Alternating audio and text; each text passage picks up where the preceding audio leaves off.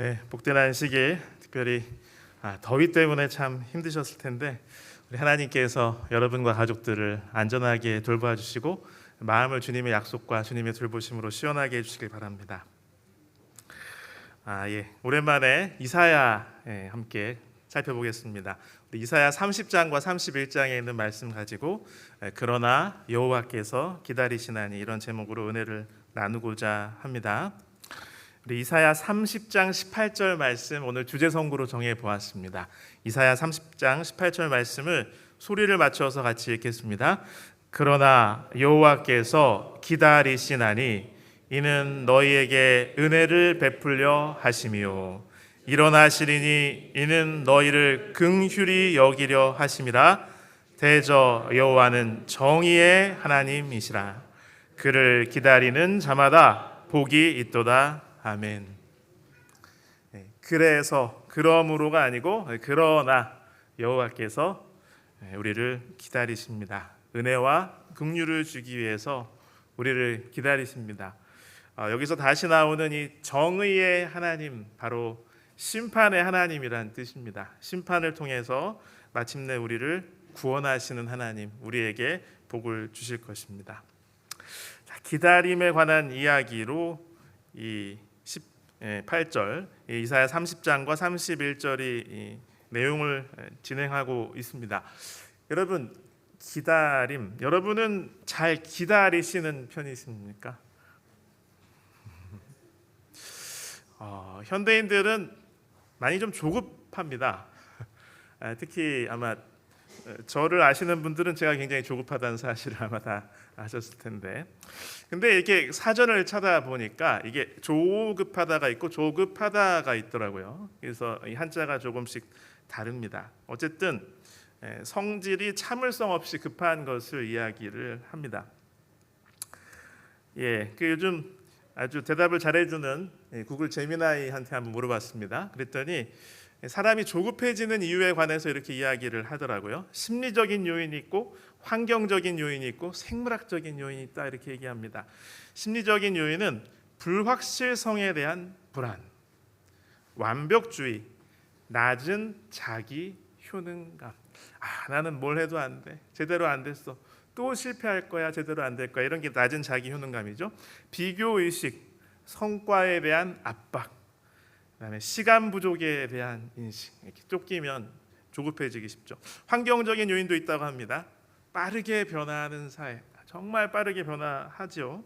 과도한 정보와 자극, 경쟁적인 환경, 생물학적인 요인도 있답니다. 이거는 특성과 어떤 체질적인 이야기입니다. 뇌 기능 및 신경 전달 물질이 무엇인가 좀 조화를 잃어버리고 한쪽이 과하거나 부족하면 그럴 수 있다. 그 다음에 선천적인 기질도 있다라고 이렇게 이야기를 합니다. 현대인들은 정말 조급하죠. 그래서 이 패스트푸드점에서 햄버거를 시키는 와중에도 한 손으로는 스마트폰을 보면서 어떤 정보를 검색하기도 하고요. 엘리베이터에 이렇게 타면 특히 우리나라 사람들 그런다고 하죠. 기다리지 못하고 뭘 자꾸 눌러요? 이렇게 닫힌 버튼 계속 누르고, 또 뭐 컴퓨터를 할 때는 우리가 스마트폰이나 해서 인터넷 창이 조금만 늦게 뜨면 아주 이렇게 마음이 조급해지고 또 이렇게 감정이 안 좋아지기 시작합니다. 속도의 배신이라는 그 책이 있습니다. 이 저자는 프랭크 파트노이라는 사람인데요. 이 사람은 다년간 교수를 역임하고 지금도 한 대학에서 이 교수를 하고 있고요. 그런데 예전에 이분이 지은 책이 이 금융 위기, 세계 금융 위기를 예언했다 그래서 많이 유명했던 그 작가입니다. 이 책에서는 이렇게 이야기를 해요. 여기서는 이 심리학, 신경과학, 법학, 다양한 분야 전문가 100명을 이렇게 다 인터뷰도 하고, 그다음에 그 내용을 바탕으로 이 속도지상주의, 빨라야 좋다, 이런 것의 폐해를 이야기하고 있습니다.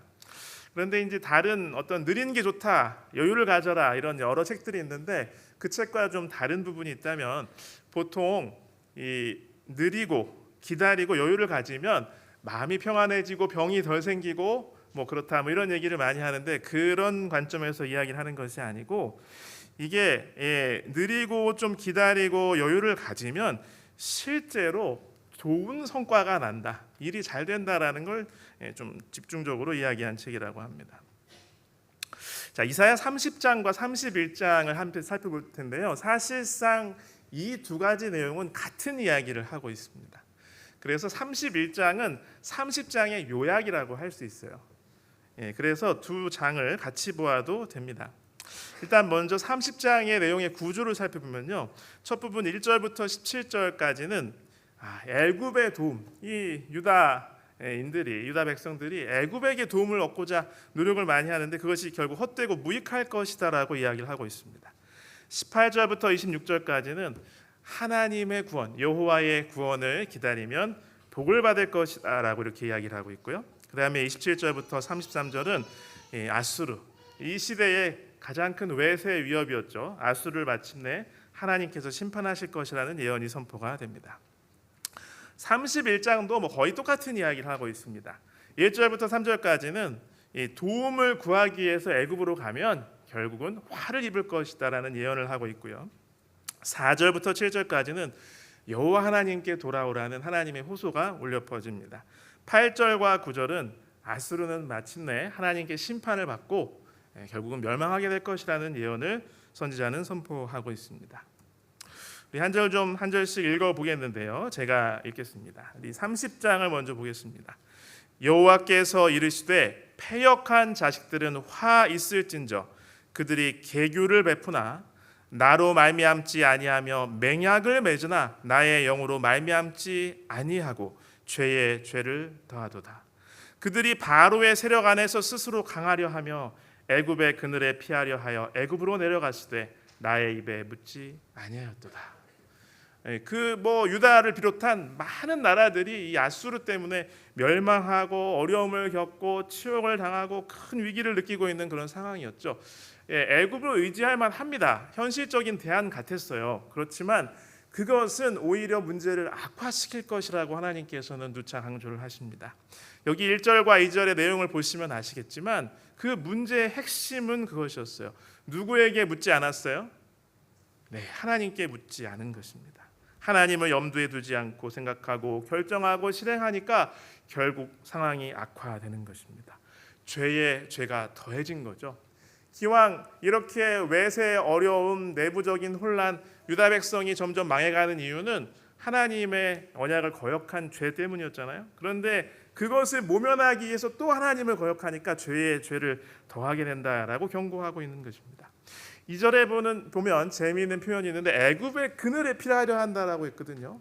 근데 애굽은 그늘이 많은 곳일까요? 적은 곳일까요? 기후적으로 별로 없는 곳이죠. 그래서 사실상 이 상황과 정세적으로도 그때 애굽은 아수르에 대항할 만한 힘이 너무 없었다고 하는 것이죠. 그래서 몇 해 후에 애굽 자체도 아수르로부터 침략을 당하였습니다.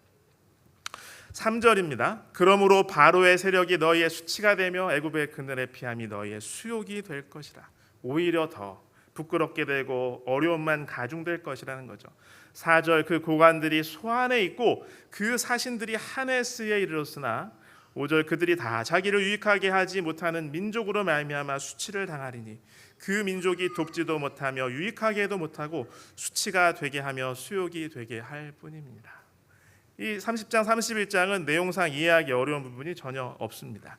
여기 보면 지명이 나오는데요. 이게 이제 고대 이집트의 지도라고 합니다. 그래서 나일강이 이렇게 있는데 재미있는 것은 우리 지도상에 볼 때 아래쪽이 그 당시에는 이제 상 이집트라고 불렀고 뭐 지금도 그렇게 부를 수가 있겠지만 지도의 위쪽이 하 이집트예요. 왜 그럴까요? 상류 하류 이런 뜻입니다. 그래서 여기 그 소안이 나오는데 소안은 이 정도에 있는 그 도시고요. 그다음에 다른 그 지점 다른 곳이 하나 더 나오죠. 여기 하네스는 바로 헬리오폴리스 혹은 헤라클레오폴리스 이 정도의 도시를 이야기한다고 합니다. 그래서 오히려 이 유다가 이 인간적인 방법, 현실적인 방법은 강대국인 애굽의 도움을 구하는 것이었지만요. 그러나 그것은 그러한 노력을 할 때마다 오히려 위협과 어려움을 가중시켰습니다. 불과 몇 년 전에 실제로 유다 왕이 애굽과 동맹을 맺고 아수르의 조공을 바치지 않았어요. 그래가지고 더 아수르는 더 유다를 괴롭히고 기회만 되면 혼내줘야겠다면서 벼르고 있고 실제로 군사적으로 어떤 위협을 가하기 시작했습니다. 자, 6절과 7절인데요. 6절 네겝 짐승들에 관한 경고라. 사신들이 그들의 재물을 어린 나귀 등에 싣고 그들의 보물을 낙타 안장에 얹고 암사자와 수사자와 독사와 및 날아다니는 불뱀이 나오는 위험하고 곤고한 땅을 지나 자기에게 무익한 민족으로 갔으나, 이렇게 외교적인 협상을 하기 위해서 네겝, 남쪽 방향이라는 뜻입니다. 남쪽 나라, 남쪽 방향. 그래서 많은 짐승의 예물이라든지 필요한 것들 싣고 사신들과 함께 이집트로 떠나가는 그 장면을 이야기하는 것입니다. 7절 애굽의 도움은 헛되고 무익하니라. 그러므로 내가 애굽을 가만히 앉은 라합이라 일컬었느니라. 이 라합은 예전에 나오는 이 여리고의 기생이었던 라합, 그것과는 다른 단어입니다.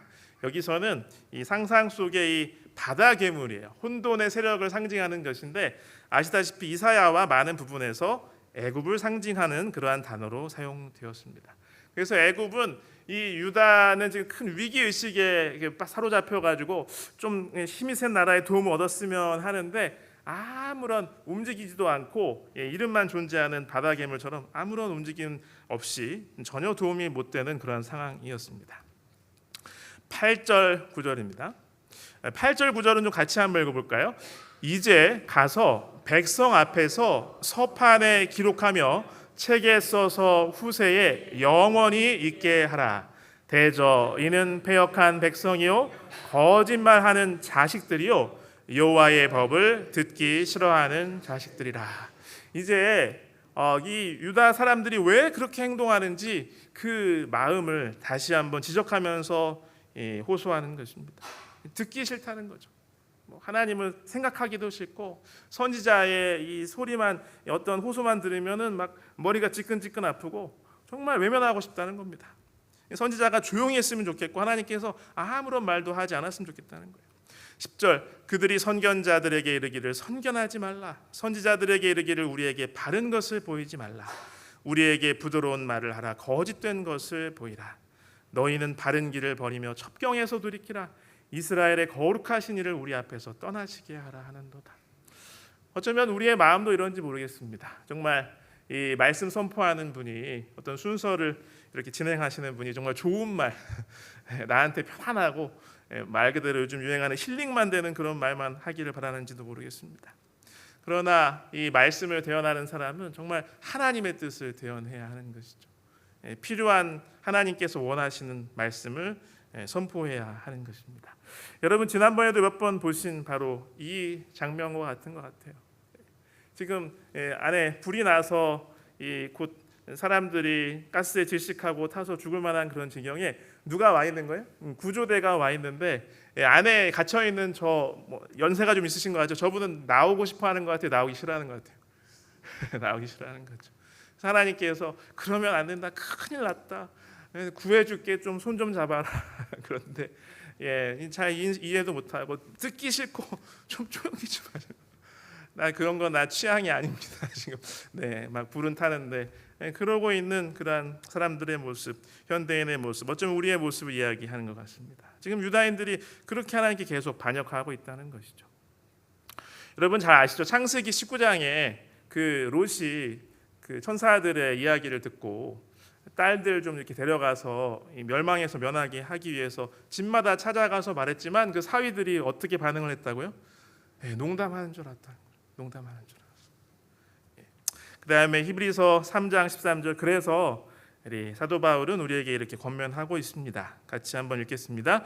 오직 오늘이라 일컫는 동안에 매일 피차 권면하여 너희 중에 누구든지 죄의 유혹으로 완고하게 되지 않도록 하라. 아멘. 우리 마음이 정말 완고하게 되지 않도록 주님께서 은혜를 주시고 우리에게 부드러운 마음 주시길 간절히 바랍니다. 그러기 위해서 우리는 서로 권면하라라고 사도는 우리에게 이렇게 호소하고 있습니다. 다시 본문으로 돌아가서요. 12절입니다. 이러므로 이스라엘의 거룩하신 이가 이같이 말씀하시되 너희가 이 말을 업신여기고 압박과 허망을 믿어 그것을 의지하니 이 죄악이 너희에게 마치 무너지려고 터진 담이 불쑥 나와 순식간에 무너짐 같이 되리라 하셨은즉 그가 이 나라를 무너뜨리시되 토기장이가 그릇을 깨트림 같이 아낌이 없이 부수시리니 그 조각 중에서 아궁이에서 불을 붙이거나 물 웅덩이에서 물을 뜰 것도 얻지 못하리라. 그래서 하나님을 정말 신뢰하고 우리에게 구원을 주시는 하나님을 의지하기보다는 그 하나님이 싫어하시는 것 하고 압박과 허망을 의지하고 그러다 보니까 심하게 나라는 망하게 될 것이라는 그런 경고입니다. 15절입니다. 15절 같이 읽겠습니다. 주 여호와 이스라엘의 거룩하신 이가 이같이 말씀하시되 너희가 돌이켜 조용히 있어야 구원을 얻을 것이요 잠잠하고 신뢰하여야 힘을 얻을 것이거늘 너희가 원하지 아니하고. 아멘. 우리가 돌이켜서 조용히 있어야 구원을 얻을 수 있습니다. 그리고 잠잠하고 신뢰하여야 힘을 얻을 수 있습니다. 우리 하나님께서 주시는 힘과 구원을 놓치지 말고 풍성하게 얻게 되시기를 간절히 바랍니다. 16절 제가 읽겠습니다. 이르기를 아니라 우리가 말 타고 도망하리라 하였으므로 너희가 도망할 것이요 또 이르기를 우리가 빠른 짐승을 타리라 하였으므로 너희를 쫓는 자들이 빠르리니. 그 당시 이 아수르라든지 이집트는요, 애굽은요 기병 전차로 굉장히 좀 유명했죠. 그리고 그것이 아주 잘 발달되고 전쟁에 적극적으로 사용했습니다. 그런데 유다는 이러한 것에 굉장히 취약했어요. 그래서 이 아수르의 대군을 맞으면서 우리도 기병이 많고 군사적으로 방비가 많이 있고 정말 규모의 전투, 규모의 전쟁을 할 수 있는 큰 대국에게 도움을 구하겠다라고 했지만 오히려 그 말 타고 어떻게 도망가고 하면 우리가 반격할 수 있는 기회가 있지 않을까 이렇게 그렇게 얘기했지만 오히려 그 소망이 더 빠른 파멸과 더 빠른 멸망을 자초할 것이다라고 경고하고 있습니다. 17절 한 사람이 꾸짖은즉 1000사람이 도망하겠고 5이 꾸짖은즉 너희가 다 도망하고 너희의 남은 자는 겨우 산꼭대기에 깃대 같겠고 산마루 위에 깃이 같으리라 하셨느니라. 이사야의 서두에도 이렇게 이야기를 하죠. 그러나 하나님께서 남겨두시는 은혜를 역시 이야기하시는 것을 볼 수가 있습니다. 31장도 같은 이야기를 하고 있어요. 제가 읽겠습니다. 31장이에요. 도움을 구하러 애굽으로 내려가는 자들은 화 있을진저 그들은 말을 의지하며 병거의 많음과 마병의 심히 강함을 의지하고 이스라엘의 거룩하신 이를 앙모하지 아니하며 여호와를 구하지 아니하나니 여호와께서도 지혜로우신즉 재앙을 내리실 것이라 그의 말씀들을 변하게 하지 아니하시고 일어나서 악행하는 자들의 집을 치시며 행악을 돕는 자들을 치시리니. 애굽은 사람이요 신이 아니며 그들의 말들은 육체요 영이 아니라 여호와께서 그의 손을 펴시면 돕는 자도 넘어지며 도움을 받는 자도 엎드러져서 다 함께 멸망하리라. 우리의 삶을 돌아보면서 일주일 동안 정말 나는 말과 사람과 어떤 세상의 그러한 것을 도움을 구하려고 그것을 도움을 삼으려고 그렇게 시도하다 실패하지 않았나 돌아보았으면 좋겠습니다. 우리 육체요 신이 아닌 세상의 것들 험한 것들 바라보지 마시고 하나님을 의지하게 되시길 간절히 바랍니다. 여기에 보면요 하나님의 호소를 무시하고 세상을 의지한 백성들이 당할 형편을 이야기하는데요 수치를 당하고요 그리고 도움을 받긴 받는데 결국 그것이 무익하게 될 것이고 결국은 화를 당한다고 하는 것입니다. 하나님을 의지하면 이 반대의 큰 복을 누리게 되죠. 결국 영광을 얻게 되고요 견고하고 진실한 도움을 얻게 되고 지속적이고 영원하게 계속되는 헤아릴 수 없는 복을 하나님께서 주실 것입니다. 하나님께서 주시는 영원하고 가치 있는 것을 꼭 누리는 여름의 이 시간이 되시길 간절히 바랍니다. 그러므로 먼저 하나님과 의논하는 제가 되시고 여러분과 모든 가정이 되시길 간절히 바랍니다. 하나님과 먼저 상의하시고 하나님을 염두에 두시고 하나님과 함께 결정하시고 하나님과 행하게 되시길 간절히 바랍니다. 이어서 18절부터 보겠습니다. 다시 30장이고요. 그러나 여호와께서 기다리시나니 이는 너희에게 은혜를 베풀려 하시며 일어나시리니 이는 너희를 긍휼히 여기려 하심이라. 대저 여호와는 정의의 하나님이심이라. 그를 기다리는 자마다 복이 있도다. 그러나 하나님께서 우리를 기다리신다는 그 복음을 이야기하고 있습니다. 하나님께서 우리에게 긍휼과 구원을 베풀기 위해서 하나님의 가장 자비롭고 공의로운 심판을 행하신다고 하는 것이죠. 19절과 20절 같이 한번 읽어볼까요? 시온에 거주하며 예루살렘에 거주하는 백성아, 너는 다시 통곡하지 아니할 것이라. 그가 내 부르짖는 소리로 말미암아 내게 은혜를 베푸시되 그가 들으실 때에 내게 응답하시리라. 주께서 너희에게 환난의 떡과 고생의 물을 주시나 내 스승은 다시 숨기지 아니하시리니 내 눈이 내 스승을 볼 것이며. 우리의 부르짖음과 간절한 소원, 하나님께 드리는 간구를 하나님께서 응답하시고 은혜를 주신다는 그 말씀입니다. 그리고 20절의 이 말씀은 바로 이 뒤에 이 서사적인 부분이 이사야에 나오잖아요. 실제로 이 아수르의 사네립이 유다를 침공해서 이렇게 포위했을 때 그들이 고난을 당했죠. 그러나 우리가 아시듯이 하나님께서 극적으로 개입하셔서 그들에게 은혜를 주시고 구원을 베풀어 주신 것을 우리는 기억합니다. 환난의 떡과 고생의 물, 우리의 삶에 있을 수 있습니다. 몸의 고통과 아픔으로 혹은 여러 가지 마음이라든지 관계라든지 상황의 어려움으로 환난의 떡과 고생의 물이 있을 수도 있습니다. 그러나 우리에게 하나님께서 우리의 스승을 숨기지 않으시고 우리에게 바른 길을 인도해 주심을 기억하시길 바랍니다. 그래서 21절 제가 읽겠습니다. 너희가 오른쪽으로 치우치든지 왼쪽으로 치우치든지 내 뒤에서 말소리가 내 귀에 들려 이르기를 이것이 바른 길이니 너희는 이리로 가라 할 것이며, 또 너희가 너희 조각한 우상에 입힌 은과 부어 만든 우상에 올린 금을 더럽게 하여 불결한 물건을 던짐같이 던지며 이르기를 나가라 하리라.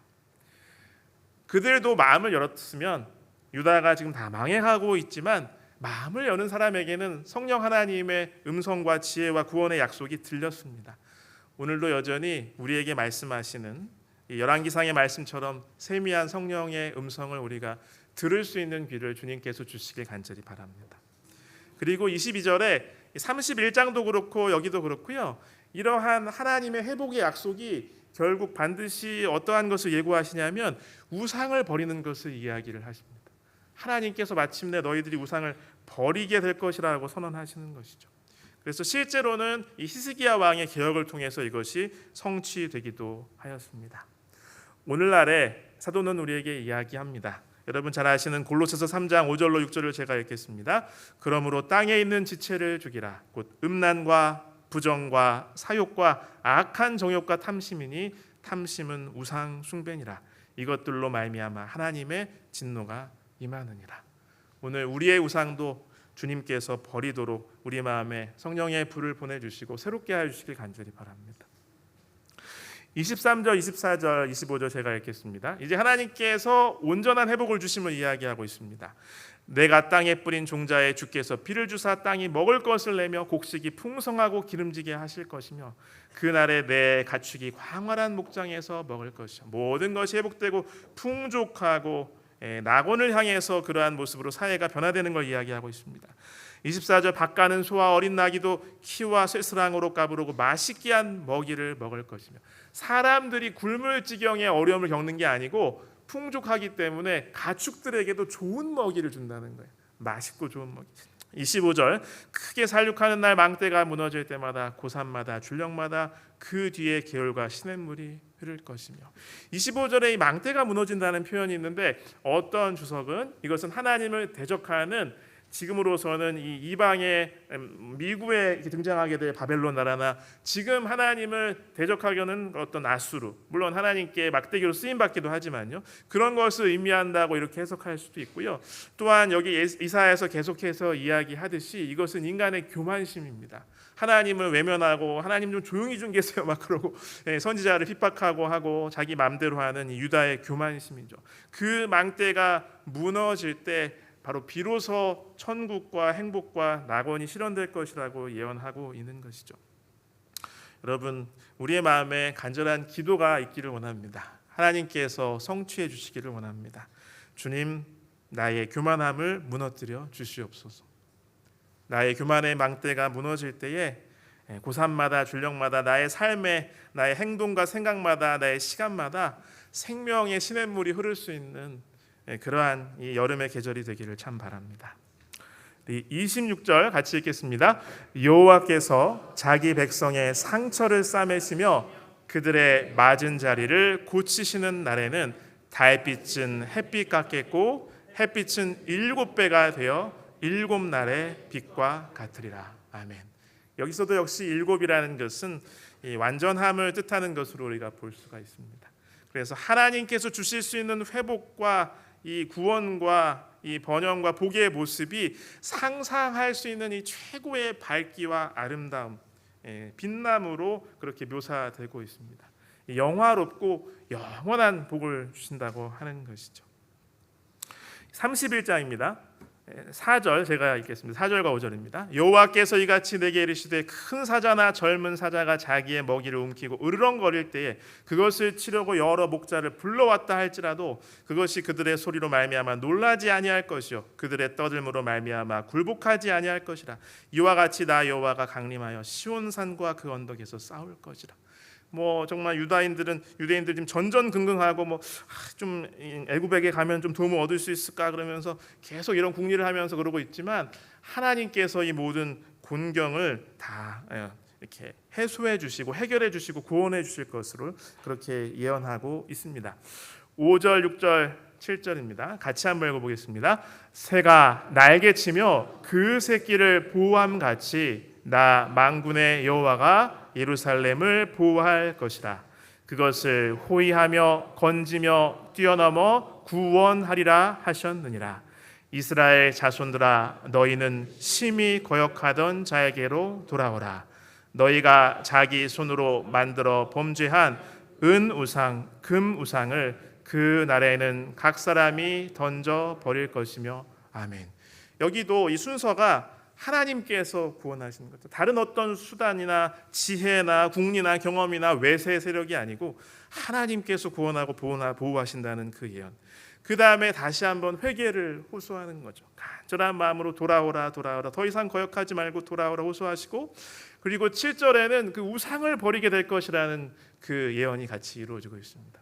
똑같은 이 과정으로 이 회복이 이루어지는 것을 볼 수가 있습니다. 우리 서두에도 우리가 살펴보았듯이 하나님은 우리를 기다리십니다. 그러나 우리를 기다리십니다. 우리도 믿음으로 신뢰함으로 자꾸 애굽에게 눈 돌리거나 다른 어떤 걸 쳐다보는 게 아니라 하나님을 기다리게 되시길 간절히 바랍니다. 여호와를 기다리는 자마다 진짜 복이 있을 것이라고 성경은 우리에게 확증하고 있습니다. 베드로서 3장 9절 여러분 잘 아시죠? 제가 읽겠습니다. 주의 약속은 어떤 이들이 더디다고 생각하는 것 같이 더딘 것이 아니라 오직 주께서는 너희를 대하여 오래 참으사 아무도 멸망하지 아니하고 다 회개하게 이르기를 원하시느니라. 우리를 기다려주시는 하나님 때문에 우리에게는 소망이 있죠. 우리도 하나님을 기다리게 되기를 간절히 바랍니다. 이제 이 본문은 이렇게 끝을 맺게 됩니다. 이제 이 하나님께서 마침내 이제는 아수르를 아주 엄히하게 심판하시는 모습이 나오는데요. 27절 28절 제가 읽겠습니다. 보라, 여호와의 이름이 원방에서부터 오되 그의 진노가 불붙듯하며 빽빽한 연기가 일어나듯 하며 그의 입술에는 분노가 찼으며 그의 혀는 맹렬한 불 같으며 그의 호흡은 마치 창일하여 목에까지 미치는 하수 같은, 이렇게 막 홍수처럼 밀려오는 것.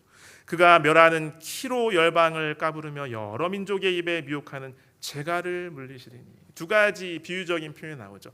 이렇게 추수할 때 곡식 쭉정이를 거르는 이 까부르는 키와 그 다음에 이 동물을 제어할 때 입에다가 물리는 재갈입니다. 그래서 이 아수르가 아무리 많은 실력도 있고 방비도 잘했고 그동안에 많은 나라를 멸망시키고 유다는 너무나 작은 나라라 할지라도 그들의 계획을 하나님께서 미혹, 즉 잘못되도록 하면서 하나님께서 끌어가셔서 결국 실패하게 하실 것이다. 이런 표현으로 이해하시면 되겠습니다. 그런데 여기 있는 이런 표현들이 결국 요한계시록에 반복이 됩니다. 이런 하나님의 심판의 모습은 궁극적으로 주님께서 재림하시고 온 세상을 새롭게 하실 때 그것이 온전히 성취되는 것이죠. 29절, 30절, 31절도 제가 읽겠습니다. 너희가 거룩한 절기를 지키는 밤에 하듯이 노래할 것이며 피리를 불며 여호와의 산으로 가서 이스라엘의 반석에게로 나아가는 자같이 마음에 즐거워할 것이라. 어떤 해설은 이것이 초막절에 밤에 하던 등불을 켜는 그것과 관련이 있다라고 이야기하고요. 어떤 해설은 이것은 구원에 관한 것이기 때문에 밤에 시작하는 유월절 절기를 이야기하는 것 같다라고 이야기하는데 둘 다 타당성이 있습니다. 30절 여호와께서 그의 장엄한 목소리를 듣게 하시며 혁혁한 진노로 그의 팔에 치심을 보이시되 맹렬한 화염과 폭풍과 폭우와 우박으로 하시리니 여호와의 목소리에 아술과 낙담할 것이며 주께서는 막대기로 치실 것이라. 하나님께서 엄하게 심판과 징계를 행하시는 것이죠. 그래서 이 31절의 이 사건은 이 뒤에 나와 있는 이 역사적인 부분, 결국 이 사네립이 군대가 천사의 이 개입함으로 하나님의 능력으로 완전히 다 패배하고 퇴각했던 그것으로 성취가 1차적으로 되게 되어 있습니다.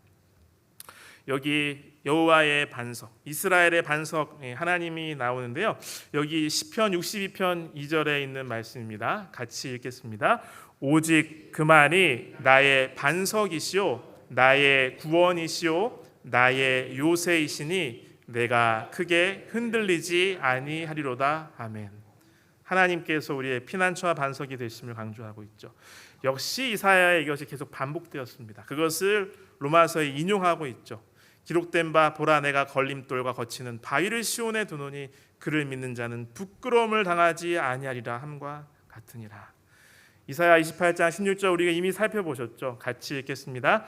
그러므로 주 여호와께서 이같이 이르시되 보라 내가 한 돌을 시온에 두어 기초를 삼았노니 곧 시험한 돌이요 귀하고 견고한 기초돌이라. 그것을 믿는 이는 다급하게 되지 아니하리로다. 아멘. 그것을 믿는 이는 다급하게 되지 아니하리로다. 그것을 믿는 이는 조급하게 되지 아니하리로다. 우리 하나님을 의지하게 되시기를 바랍니다. 우리 이 말씀은 이렇게 끝을 맺습니다. 32절 33절 제가 읽겠습니다. 여호와께서 예정하신 몽둥이를 아수르 위에 더하실 때마다 소고를 치며 수금을 탈 것이며 그는 전쟁 때 팔을 들어 그들을 치시리라. 하나님께서 아수르를 다 이렇게 그 징계하시고 또 유다 백성들을 보호해 주시고 아수르를 심판하실 때에 이게 유다 백성들은 오히려 구원과 하나님의 이걸 이제 성경에서 복수라고 이야기하죠. 보복이라고 이야기하죠. 심판 때문에 이렇게 그것을 바라보면서 풍악을 울리고 즐거워할 것이라는 그런 표현입니다. 33절 대저 도벳은 이미 세워졌고 또 왕을 위하여 예비된 것이라. 깊고 넓게 하였고 거기에 불과 많은 나무가 있은즉 여호와의 호흡이 유황 개천 같아서 이를 사르시리라. 이 도벳이 흰놈의 아들의 골짜기입니다. 과거에 그곳에서 정말 몰록에게 가장 가증한 일, 어린 아이를 그냥 불에 태워서 드리는 그러한 가증한 일을 했기 때문에 바로 그 지옥의 모습인 거죠. 나중에 화장토로 쓰여서 그것이 이제 흰놈의 아들의 골짜기, 흰놈의 골짜기에서 그것이 게엔나, 나중에 지옥이란 단어로 신약 성경에 쓰여졌습니다. 그러니까 이러한 모습이 이제 최후의 심판에 또 하나님께서 이 사탄 마귀와 모든 악한 천사와 악인들을 완전히 사르실 때에 궁극적으로 성취됨을 이야기하고 있습니다. 이 표현이 그대로 요한계시록에 반복이 되는 것이죠. 31장도 이렇게 끝을 맺습니다. 제가 읽겠습니다. 아수르는 칼에 엎드러질 것이나 사람의 칼로 말미암음이 아니겠고 칼에 삼켜질 것이나 사람의 칼로 말미암음이 아닐 것이며 그는 칼 앞에서 도망할 것이요 그의 장정들은 복역하는 자가 될 것이라. 그의 반석은 두려움으로 말미암아 물러가겠고 그의 고관들은 기치로 말미암아 놀라리라. 이는 여호와의 말씀이라. 여호와의 불은 시온에 있고 여호와의 풀무는 예루살렘에 있느니라.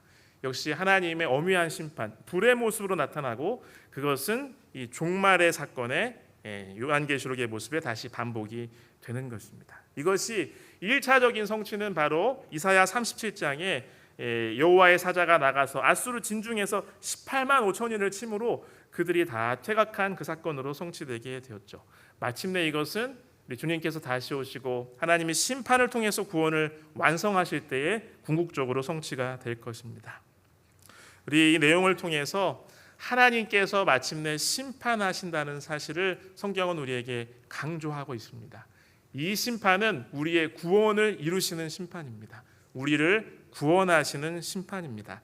하나님께서 나를 심판하시고 구원하심을 기억하시고 이스라엘의 반석에게로 나가는 그러한 즐거운 마음으로 주님의 구원을 받아들이게 되시길 간절히 바랍니다. 이제 말씀을 맺으면서요. 우리 30장, 31장 계속되는 그 이사야의 일관적인 메시지를 증거하고 선포하고 있죠. 먼저 하나님과 의논하라. 그리고 우리를 기다려 주시는 하나님을 기다리라. 하나님께서 나의 구원을 마침내 이루어 주시고 심판을 베풀어 주시는 이러한 것을 기억하시고 우리의 삶의 모든 것을 결정하고 행하실 때에 하나님의 이러한 모습, 이러한 약속, 이러한 구원 기다려 주시는 하나님 기억하시고 하나님과 함께 이 계절을 은혜와 복으로 나게 되시길 간절히 바랍니다. 주제 선고 같이 읽고 마치겠습니다. 이사야 30장 18절입니다. 그러나 여호와께서 기다리시나니 이는 너희에게 은혜를 베풀려 하심이요 일어나시리니 이는 너희를 긍휼히 여기려 하심이라. 대저 여호와는 정의의 하나님이심이라. 그를 기다리는 자마다 복이 있도다. 아멘. 우리 함께 일어나서 찬양하시겠습니다. 우리